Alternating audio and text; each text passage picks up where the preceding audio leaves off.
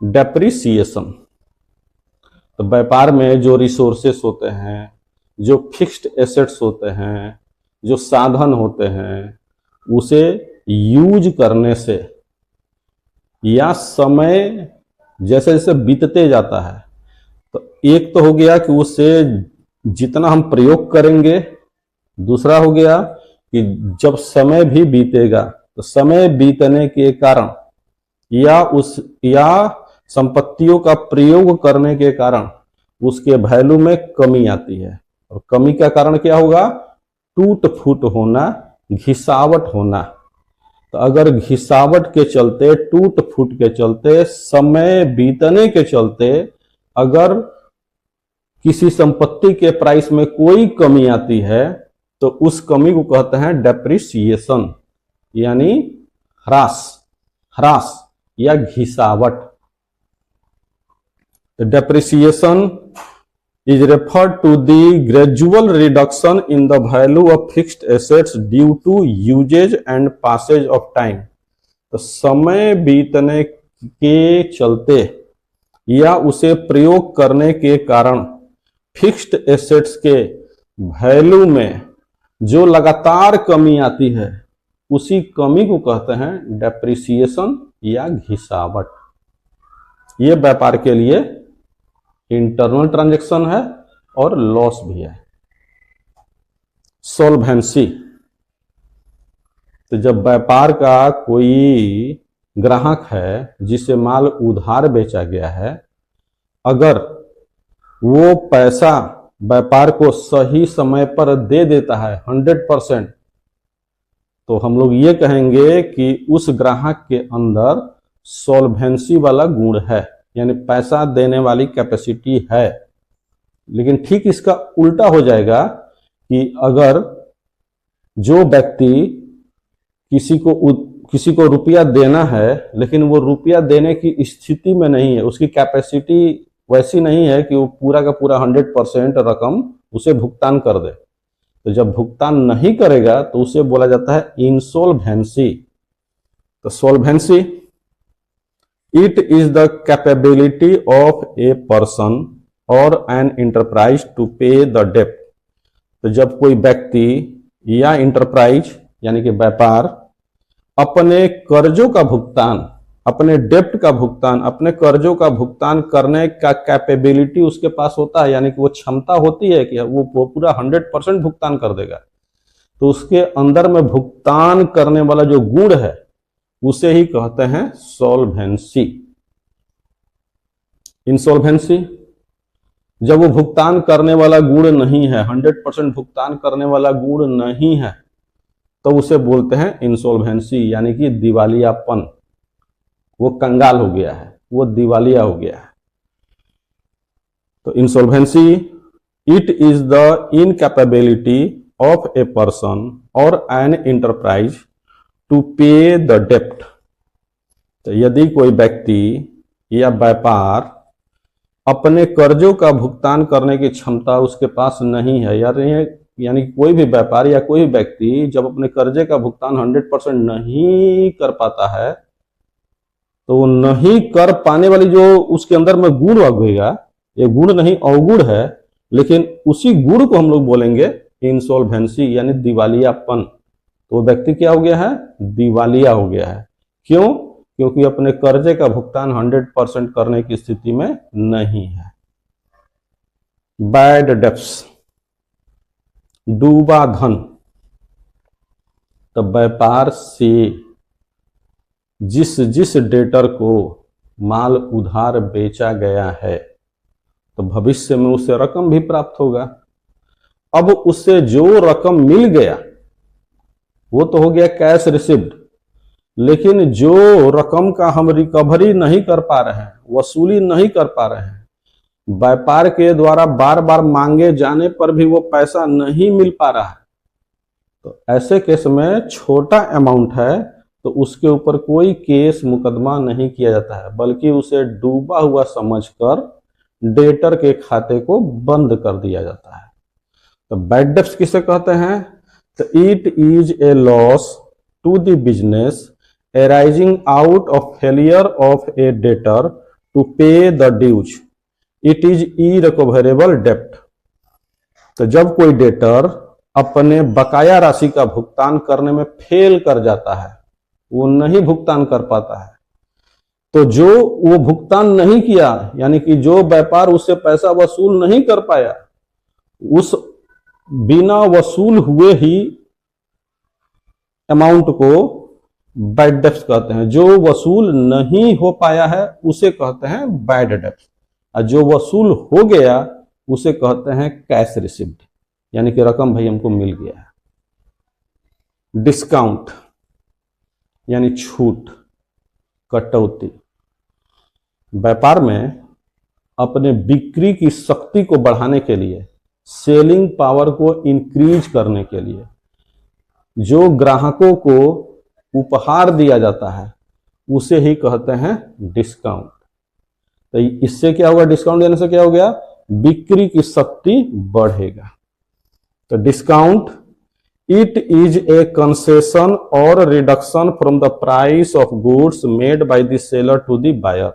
तो विक्रेता के द्वारा क्रेता को वस्तु के प्राइस में जो कंसेशन दिया जाता है, जो प्राइस छोड़ा जाता है, उसे कहते हैं डिस्काउंट, छूट, कटौती। ट्रांजैक्शन यानी कि लेन देन। तो व्यापार में जितने डील होते हैं, यानी माल खरीदा जाता है, माल उधार खरीदा जाता है, माल बेचा जाता है, माल उधार बेचा जाता है, वेतन का भुगतान किया जाता है, वेजेस का भुगतान किया जाता है, डेप्रिसिएशन हो गया, ये जितने सारे डील हैं उसी को कहते हैं ट्रांजैक्शन यानी लेन देन। तो transaction, the term financial transaction is viewed as a business dealing with involves the exchange of goods or services for value between two or more parties, firms or account. तो जब दो व्यापारियों के बीच में, दो व्यक्तियों के बीच में जो सर्विसेज के लिए या गुड्स के लिए जो एक्सचेंज किया जाएगा, तो उसे ही हम लोग कहते हैं, जैसे माल खरीदा गया तो पैसा भुगतान किया गया, माल बेचा गया तो रकम का पेमेंट लिया गया, इसे ही कहते हैं ट्रांजैक्शन यानी लेन देन। ट्रांजैक्शन दो प्रकार के होते हैं, एक हो गया एक्सटर्नल ट्रांजैक्शन और दूसरा हो गया इंटरनल ट्रांजैक्शन। एक्सटर्नल ट्रांजैक्शन के भी दो प्रकार हैं, कैश ट्रांजैक्शन और क्रेडिट ट्रांजैक्शन। यानी कि व्यापार के अंदर यदि लेन देन होता है व्यापार के अंदर ही, तो उसे कहते हैं इंटरनल ट्रांजैक्शन। लेकिन व्यापार और बाहरी व्यक्तियों के साथ संबंध स्थापित होता है तो उसे कहते हैं एक्सटर्नल ट्रांजैक्शन, बाहरी लेन देन। और बाहरी लेन देन दो प्रकार के होते हैं, एक होता है कैश ट्रांजैक्शन यानी नगद लेन देन, और दूसरा होता है क्रेडिट ट्रांजैक्शन, उधार लेन देन। एक्सटर्नल ट्रांजैक्शन, तो these transactions which involves transactions between two parties, जैसे purchase of goods, sale of goods. तो जब वस्तु खरीदा जाएगा, एक पार्टी बाहर रहेगा, एक पार्टी हम लोग बनेंगे, तो दो पार्टियों के बीच में ट्रांजैक्शन होगा, लेन देन होगा। फिर माल बेचेंगे तो एक पार्टी बाहर रहेगा और एक पार्टी हम लोग बनेंगे, तो फिर दो पार्टियों के बीच में माल की बिक्री होगी। तो ऐसे लेन देन को हम लोग बोलते हैं एक्सटर्नल ट्रांजैक्शन। कैश ट्रांजैक्शन किसे कहते हैं? तो cash transaction is a transaction which involves immediate cash receipt और इमीडिएट कैश पेमेंट। तो लेन देन हुआ यानी माल का क्रय या माल की बिक्री हुआ और तुरंत कैश में भी काम कर दिया गया, यानी कि माल खरीदे और कैश में भुगतान कर दिए, माल बेचे और कैश में उसका पेमेंट ले लिए। तो ऐसे लेन देन को बोलते हैं नगद लेन देन यानी कैश ट्रांजैक्शन। क्रेडिट ट्रांजैक्शन, तो उधार माने माल बेचे लेकिन पेमेंट नहीं लिए, माल खरीदे लेकिन पेमेंट नहीं वहां पर भुगतान किए। तो जब क्विक तत्काल भुगतान नहीं कर रहे हैं, तत्काल हमें कोई पेमेंट नहीं मिल रहा है, ट्रांजैक्शन भी हो गया, यानी माल खरीद भी लिए, माल बेच भी लिए, लेन देन हो गया, लेकिन रुपए का आदान प्रदान नहीं हुआ, तो ऐसे लेन देनों को बोलते हैं क्रेडिट ट्रांजैक्शन। तो credit transaction is a transaction in which cash is not received or paid immediately but will be received or paid later. लेकिन अभी तो उधार हो गया, लेकिन फ्यूचर में उसका भुगतान किया जाएगा या फ्यूचर में उसका भुगतान लिया जाएगा। लेकिन अभी के लिए वो लेन देन किस प्रकार का लेन देन बना? तो क्रेडिट लेन देन बना। इंटरनल ट्रांजैक्शन, तो those transactions which does not involve second party, यानी एक व्यापार और एक बाहर वाला पार्टी के बीच में कोई कनेक्शन नहीं है, बल्कि व्यापार के अंदर में ही कुछ घटनाएं घटी है, तो उसे हम लोग बोलते हैं इंटरनल ट्रांजैक्शन। जैसे एसेट्स का प्राइस का डाउन होना, गोडाउन में आग लग जाना, गोडाउन में चोरी हो जाना, तो depreciation, goods lost by fire, goods lost by theft, ये सब इंटरनल ट्रांजैक्शन कहलाते हैं, यानी आंतरिक लेन देन कहलाते हैं। इवेंट, इवेंट घटना, यानी कि ये व्यापारिक इवेंट किसे कहते हैं, फाइनेंशियल इवेंट किसे कहते हैं? तो the result of transaction is called an event.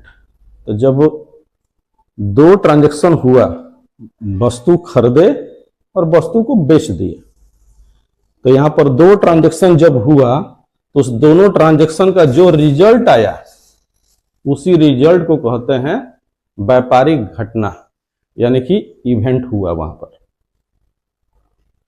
अब difference between transaction and event, लेन देन में और घटना में क्या अंतर है? तो अकाउंटिंग रिकॉर्डिंग के अनुसार ट्रांजैक्शन और इवेंट में क्या अंतर है? तो transactions are recorded as they arise, यानी ट्रांजैक्शन की रिकॉर्डिंग जैसे ही ट्रांजैक्शन डन होता है, जैसे ही ट्रांजैक्शन पूरा होता है, उसी समय उसकी रिकॉर्डिंग कर दी जाती है। जबकि इवेंट की रिकॉर्डिंग फाइनेंशियल नेचर का जब होगा तभी वो रिकॉर्ड होगा, अगर वो फाइनेंशियल नेचर का नहीं होगा तो वो रिकॉर्ड नहीं होगा।